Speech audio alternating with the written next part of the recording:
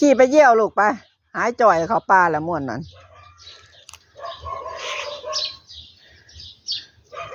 บุญถึ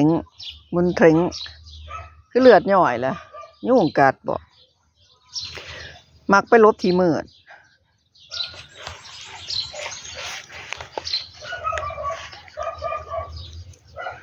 บรรยากาศตอนแรกจ้ะทุกคน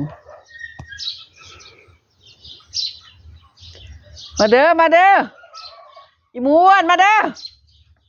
มาอ้วนไอ้นั่นปวดขี้แล้วทุกคนขี้แตกแล้วนะขี้แตกแล้วเว้ย